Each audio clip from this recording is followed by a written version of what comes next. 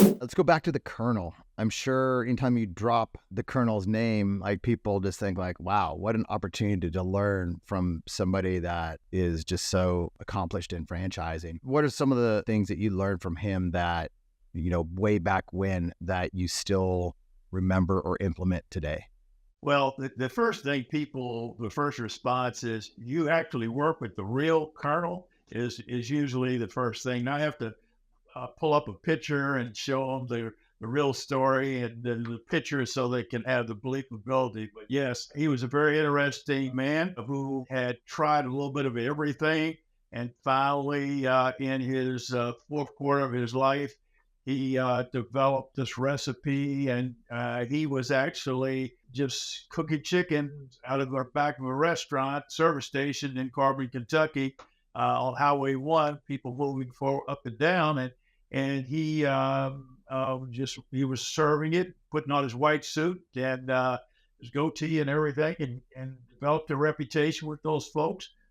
When the highway changed to moved to 75, opened up north and south, then it took away his business, and that's where he started franchising his concept. So what I learned from the Colonel was the true entrepreneurial spirit and what it took to actually be successful. All of the little things like service, clean restaurant, communications with your guests, and working on repeat customers, not the customers becoming relations. You develop a relationship with that particular customer where what we call kerneling, getting out into the lobby and talking to the colonel.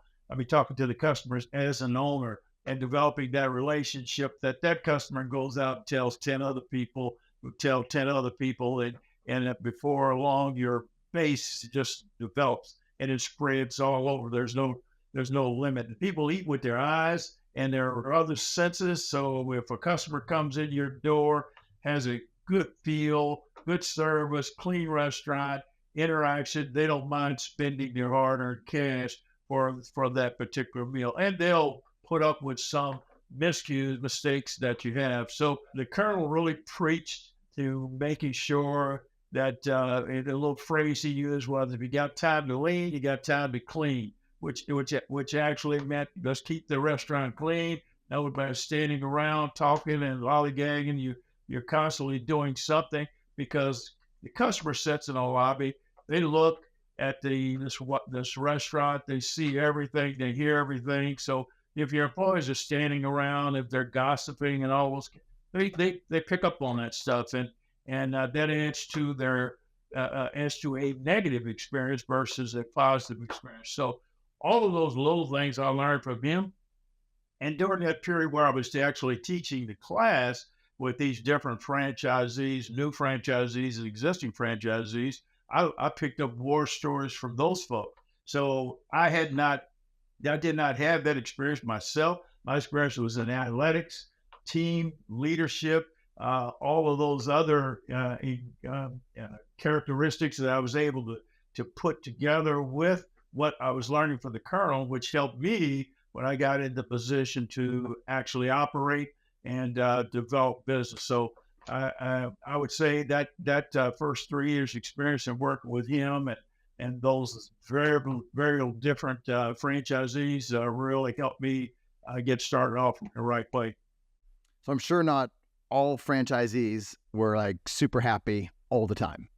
And No. so how did he deal with franchisees that thought they had a better system, a better solution, a better way to cook the chicken, a better way to decorate the stores, a better way to run the business? What was his go-to on dealing with franchisees that wanted to do a lot of the changes? Well, the Colonel himself had very little tolerance with respect to anybody doing anything different from what he was doing. And he wasn't in position to deal with that from the standpoint of franchising, if you will, as a franchisor. As an independent entrepreneur, he knew what he wanted, and that might change at any particular time, but he was doing it, and he was responsible for whether his customers were happy or whether they were not. Now, what happens at the corporate level in a franchisor relationship, you work very hard to make sure that you get it right and you have your procedures and so forth to follow to make sure that folks are doing it the right way. Because if they don't do it the right way, then the product is not going to come out correctly and you're going to fail, bottom line. So that's the part about becoming a franchisee with a franchisor, is because the franchisor has a proven product, has the resources to keep you in line as far as proceeding with cooking and serving and development and so forth. If you deviate from that and you want to do George Tinsley's fried chicken, then that's on you, and you're not going to be successful. Plus, you're going to take down some of the other close restaurants, because you as a customer, when you drive by, you see that sign and you expect to see the same thing at every location. And that's why the franchisors like McDonald's and Starbucks and so forth, who have hardcore guidelines and who will lock your doors if you don't do what they've asked you to do as far as the guidelines, then they're successful. Thanks for listening to the Franchise Secrets podcast. Links to everything can be found over at franchisesecrets.com. And if you want my help with anything from starting your own franchise to growing your current franchise business, please visit scalablefranchise.com.